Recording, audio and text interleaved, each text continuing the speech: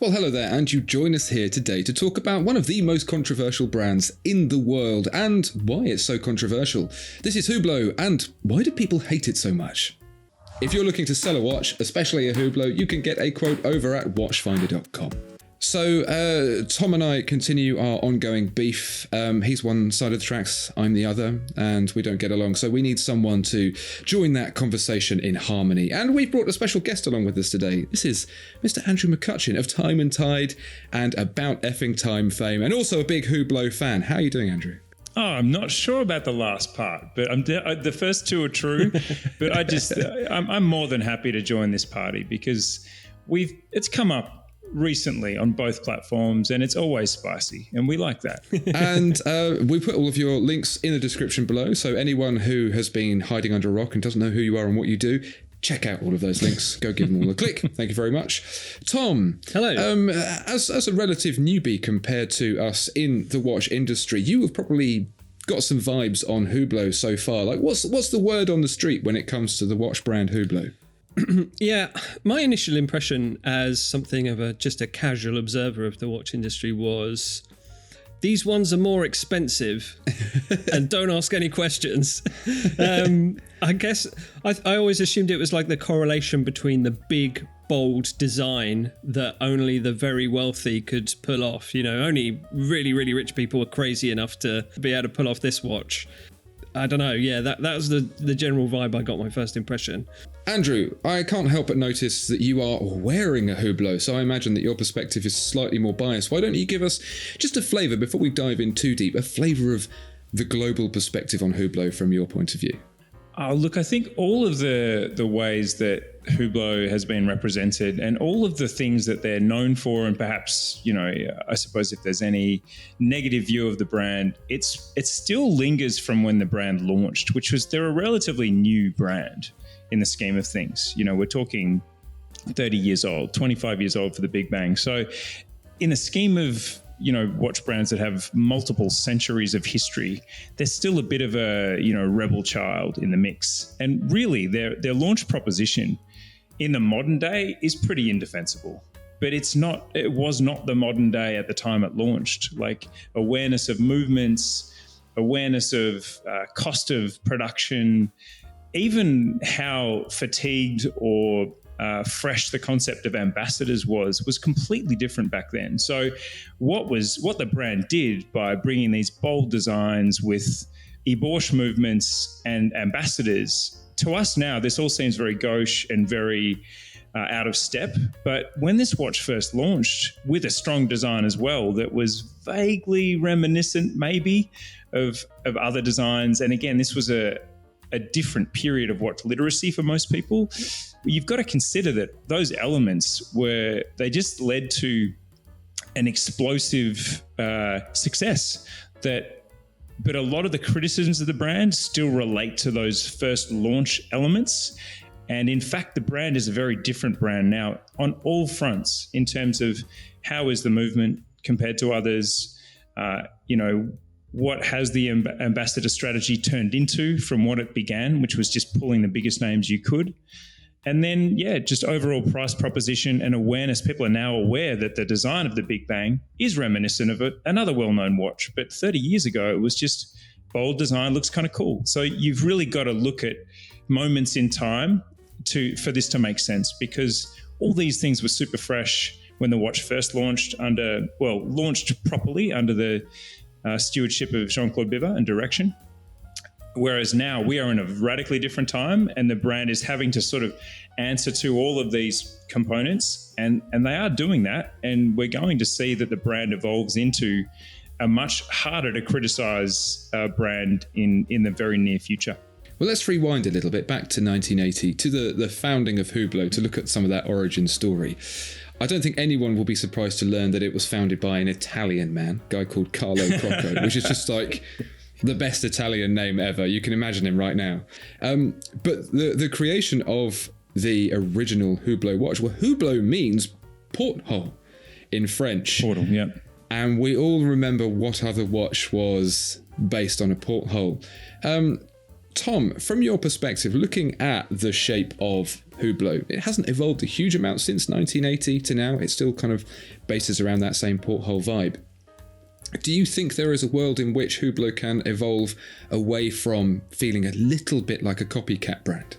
I don't know. I think everyone's got their own Royal Oak, hasn't they? Most brands have tried to emulate it in some way. I don't think it's a crime to have a watch that looks like a Royal Oak. And I remember in 2005 when the Big Bang and the whole art of fusion happened with Jean-Claude Biver at the helm. It was an exciting moment. Andrew, you've experienced many launches around Jean-Claude Biver. Do you remember the Big Bang coming out and the vibe it had when it did? It was just epic. And it was probably because this is the grandmaster of hype. When we talk about hype in a modern context, this is like he's Neil Young to grunge. Jean-Claude Biver is to hype. He is the grandfather. He will never be beaten for, like, I remember I was working at a watch, at a custom publication called Fine Time for the Hourglass, like a watch publication in 2005 when the watch was launched, or a couple of years after its launch. And it was, the advertising for it was a full page, and the watch was just enormous. And it had this taking the industry by storm vibe. The fact that it was a Valjoux 7750 selling for, even at that time, like 15,000 Australian dollars. I mean, who knew what a Valjoux 7750 was at that point? Mm-hmm. But this was not even in the equation. And in my opinion, what you said, Tom, is absolutely spot on. Maybe once upon a time, this would have been a Royal Oak copycat or something that leaned a little too heavily on that design, even though Carlo Crocco's design has some integrity next to the Royal Oak. But I think there are now so many watches that copy it so much more one-to-one that the Big Bang, like I'm wearing this Big Bang 42 white ceramic at the moment. This doesn't look anything like a Royal Oak because it's round. The bezel is round. And if we're talking about, mimicking and aping that watch, there are 500 models that stand before the Big Bang. So I actually think the Big Bang succeeded through this mega hype launch of huge, epic, sort of monolithic advertisements everywhere for the watch that made it look larger than life, and all those things about having this insane list of ambassadors at launch. It succeeded in making this. I would argue that it deserves an icon status in the recent era of watchmaking, and I think it's recognizably from 50 paces. This really couldn't be any other watch, and I think that's a pretty good measure of a successful model launch. And it's harder and harder to do, to create a model that's recognizable across the room. So I think the Big Bang probably deserves the icon status. But again, the fact that it launched with a Valjoux 7750 at those prices, it's amazing to think about now. But it was a different time. It was a very different time. And I recall that really the idea of movements needing to be in-house, it's a fairly recent one. It's like a lot of things that feel like it's tradition. Actually, tradition is usually fairly recent. And at the time, there were plenty of watches that had bought in modified movements at higher price points, even from the likes of Breguet and Blancpain. And Hublot kind of got singled out for that a little bit. The art of fusion was where it all turned around with Jean-Claude Biver, the introduction of various different materials. And I know that Hublot started off and introduced the first rubber strap with a gold watch, which is now, that's really big with Rolex and a lot of other brands. Now they all do it. Yeah. So there is something to be credited there. But they have other things. They use various different carbon fibers and ceramics in different colors, sapphire, even the first sapphire bracelet. Tom, when you've seen some of these recent press releases coming out of what Hublot's done next, and they're big and bold and colorful, how does it make you feel? Scared. No, it's fine, isn't it? It's Come here. Do you need a hug, Tom? You need a hug, Tom. Come on. Come here. Come over here. Yeah. That watch is too colourful. Who's it for? It offends your delicate British sensibilities. When meanwhile, the Aussies are like, does it come any bigger, mate? Yeah. But I think that's true. It's like, not about my delicate English sensibilities, but I think it's like, I think people worry too much about being too loud or garish or something, but I saw someone in passing the other day wearing a big metal skeletonized watch monstrosity. I couldn't catch what it was, but it just looked fine. Like, he was just in jeans and t-shirt with this big hulking mechanical thing on his wrist, and it was like, yeah, awesome. And I think a lot of people struggle with the fact that sometimes it's not for you, it's for someone else, and that's fine. And that's just how I view it. It's like I can't see the appeal in that personally. I don't think I'll be able to comfortably wear that, but I imagine someone could look cool wearing it. So, Tom, in regard, even the sizing has come down. I would never in any wildest nightmare wear a 44 or 45 or even bigger Hublot. This is just never going to happen. So it took them releasing sort of a ladies version or in their mind, a feminine version of the Big Bang, which is still one of the biggest watches I own. It's a 42 millimeter watch. Yeah, this is perfect for me. So everything, all of the claims against them, as in gauche watches, just impossibly large, poor movements, overpriced. These are all actually, very much in. This is not the brand really that presents today. And my thinking that I would, and by the way, this isn't owned by me. This is something I've worn through summer. I actually wore it for a trip and then just decided that I wasn't done with it. So I've kept it on. But I would absolutely consider this because it's a manufacturer flyback chronograph for £19,000 or whatever it is around that price. Obviously not a cheap watch, but also every journalist I hand this to pushes the pushes and says, oh, that's nice. That's really, that's crisp. That's a crisp flyback action. It lands bang on 0, bang on 12. Yeah. So, this is, this is come into my zone because the movement's great, as in this Unico manufacturer flyback chronograph. The materials are fresh for summer. They're the only sort of white ceramic watch that work in this black stormtrooper type vibe. And it's 42 mil with a lug to lug well under 50. So that's kind of my zone. So even the oversized ghost stuff, it's, that's definitely continuing and that's part of the brand, but just quietly they've been evolving away into something that's harder and harder to actually point a pitchfork at. Yeah, sure. Andrew, you mentioned in passing that you have some sweeping changes that you would like to make to Hublot. Do you care to share what some of those are? Oh, I knew you'd ask me that. Yes, you thought I'd forgotten. Yes, I will share them. And I do. I hope this... look, I would love this to make an impact, but there needs to be no Solita movements in this catalog. So Classic Fusion is a really lovely... this is a very aesthetically pleasing, much more reasonably sized, much less alpha male pillar for Hublot. But that has generally been the pillar that's had, I would say, the movements that don't quite match up to the pricing, if I can put it nicely. I've actually been at Zenith this week and I played this game where I said, hey guys, I've got this idea that if I was at Hublot, I would replace all of their time and date models or time models with Zenith Elite movements. Is that possible from a supply point of view? And they took a little time to answer and then said, we could do that. We 100% could do that today. So I have unblocked what might have been the blockage of, we'd love to, but there's a problem with supply and Zenith is already supplying, movements to other brands and we'd have to join the queue. No, there's no problem there. So we can do that. That's number one. Number two, we definitely need to refresh the ambassador strategy. We're resting on laurels here with some retired champions. And I think Usain Bolt gets a pass because he's still the fastest man to ever be recorded. So your new buddy. He hasn't been my new buddy. Yep.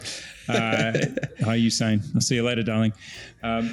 No, he's a pass, but we really need to recapture the energy of the ambassadors that lit this brand up in the beginning and also seek some younger audiences with those ambassadors. If I can throw in a suggestion, if we're offering up opportunities for Hublot to change for the better, I don't think they should have a watch that looks just like a Richard Mille anymore.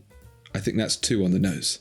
Yeah, I tend to agree, Andrew. I think the spirit of Big Bang and the Square Bang, they sail pretty close to the wind with Cartier and Richard Mille. And especially when the Big Bang itself now, I think, is pretty well recognized as being singular and fairly iconic in itself. So it might be pushing the boat out a little far to be reaching for shapes that are so proprietary. But again, there is a point that we need to unpack, which is that this brand is wildly commercially successful. So whether they're going to take tips from, especially tips around product and design, I expect this will be the least listened to part of this show from the brand, because they're like, you know what, we're good. We frankly don't know what to do with all the money, so we're good. Yeah, Tom, be it that as it may, this being the least listened to part of the show by Hublot, do you have any little thoughts that you would like to share with them? Yeah, really, they don't really need to do much else, do they? They sponsor the football. That's the biggest sport ever. You can take your Wimbledon and your America's Cup. No one watches that. Everyone watches the football. That was lying vacant. That was this virgin land. And don't get me started on this topic, Tom, because Hublot, think what you want about them, but they are the most successful watch brand sponsorship machine. Boxing these are all proletariat things. Boxing, football, these were not touched by institutional Swiss watch brands. Oh, no, that's for the middle and underclasses. It's Hublot have taken cricket. Cricket is an enormous sport that is actually aligned with the upper classes in England, but it's aligned with emerging markets, India. It's certainly had a huge impact in Australia. So this again there'd be a degree of bemusement, I think, from Hublot leadership about any vitriol to do with the brand, but I also know that they don't care. I don't just think that they don't care. I know that they don't care, because these moves that they've made to sponsor the most watched events in the world is all strategic, and it's been unbelievably powerful for them. And to be sponsoring the World Cup and then getting a Big Bang shaped thing that he holds up, the sign that he holds up, seen by, they sent me a reach report on the World Cup, and there was just more zeros than page. And there is one thing that I heard in an industry whisper last week, where someone said to me, can you imagine sitting over LVMH watchmaking? You have these critical darlings in Zenith, this brand that can do no wrong with the press, commercially struggling. And you have this brand that can do no right with the press, critically hated, admonished, vilified, sent to the edges of the kingdom, absolutely commercially propping up LVMH watchmaking along with, some other key brands. And it's just so funny. Like, we need to say that. This is... None of this is... We're in an echo chamber here. This is... Hublot, we're not listening to this podcast. Yeah. I don't think it's a unique sentiment to say that things that are very, very popular are usually generally not enjoyed by people who are kind of at the core niche of the topic. Film, music, whatever, it's always true. So true.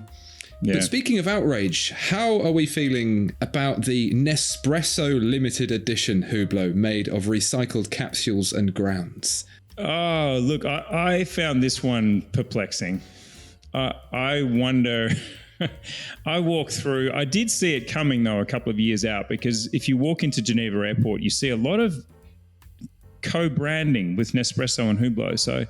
But even when I saw the co-branding, I found it curious, because the alignment of coffee, like Nespresso is pretty much in every 2-star hotel as well as it is in a 5. So the positioning isn't necessarily luxurious. So I found it perplexing, because as much as you can hate on their other adjacencies and their other partnerships, they're all fairly premium. And there's something aspirational about that partnership, or that, whoever that third party is. I did find this one perplexing, because I feel like Nespresso is not a brand that necessarily speaks to aspirational lifestyle. No, I don't think it does. I do think Nespresso gets aimed at an aspirational lifestyle, even if it's not actually adopted as part of an aspirational lifestyle. And I suppose the sustainability aspect too is a part of branding that is very popular at the moment. But Perhaps even more confusing would be the not for resale collaboration with Hodinkee, based on the not for sale service plastic quartz watch that you get while your Hublot is in for a service. A new luxury version of that. Tom, thoughts?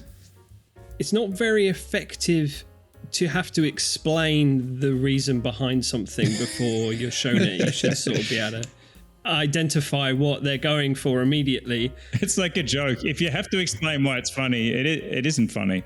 I had no idea that this was a thing. Maybe you guys did, that you would get issued like a plastic quartz Hublot when yours was being serviced, just to keep your wrist warm or whatever. But I mean, the watch I think is really nice. I actually like Hodinkee's grey kind of monochromatic thing, and I think it's got a red hand as well. It's very, very, really pleasing. Like, it's a really nice looking Hublot.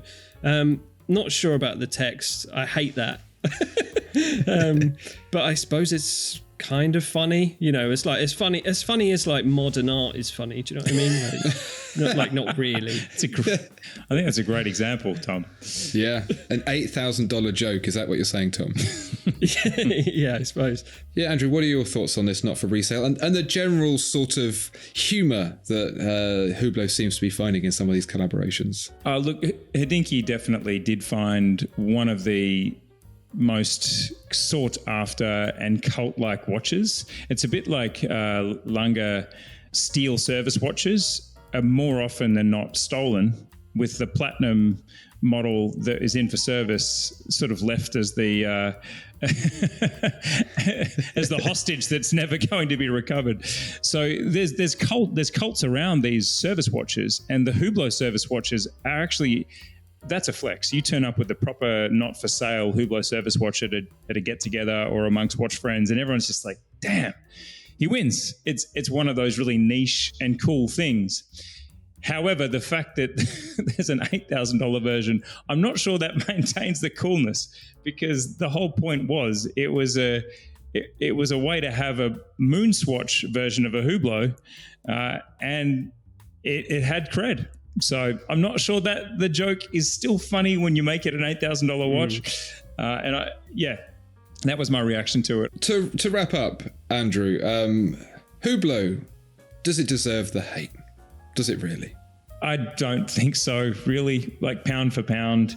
And again, at some point, you've got to look at the materiality of things as opposed to just the feeling and the vibe on things. Like, it is a brand that has a certain, low esteem amongst watch collectors, but that certainly hasn't stopped me from valuing it on its merits as a watch that I'm really enjoying, and a watch brand that I think brings a lot of energy. And I mean, the industry is so conservative. It is so, like, Rolex is so dull in terms of what it does every year. Do we really want to cancel out the only Les Enfants Terribles in the mix that's doing something kind of fun and bold and colorful and dynamic and interesting? I don't think so. I think the industry would be worse off without all of the things that Hublot's done: colored ceramic, sapphire watches, precious metal on rubber. Do we want to cancel all of that out? That would mean AP wouldn't have that delicious blue ceramic QP that everyone wants. We wouldn't have the Aquanaut. There's a lot of things that are likely to be thrown out with the bathwater if we say that Hublot deserves the hate. It doesn't deserve the hate. It deserves more respect than it has. And honestly, if you go and look at these watches now, they don't even resemble what people are hating them for anymore. So that's my answer. Tom, same question, different answer. Well, I totally agree. Like, best and worst doesn't really exist. It's sort of shades of, the subtleties of taste and what you like and what you don't like. And yeah, like Andrew said, we don't want to funnel everything down into homogeny, do we? We want, lots of weird and wonderful things, all different shapes and sizes. And yeah, and Hublot is, one direction that we can go in, that you have to go in if you want, to be excited by watches. So there's nothing really to be angry about, is there? It's just, if you don't like it, just ignore it. Get yourself a Rolex Explorer. Please don't. We don't need any more Adrian Captain Borings out there. Well, there you have it. We might sound like a broken record, but really the advice is do your research, buy what you like. Let us know what you think about Hublot down in the comments below. And thank you so much, Andrew McUtchen, for joining us. All of his links also in the description, Time and Tide, About Effing Time. Go check those out. And if you're looking to sell or even buy a Hublot, check out watchfinder.com. Thank you very much.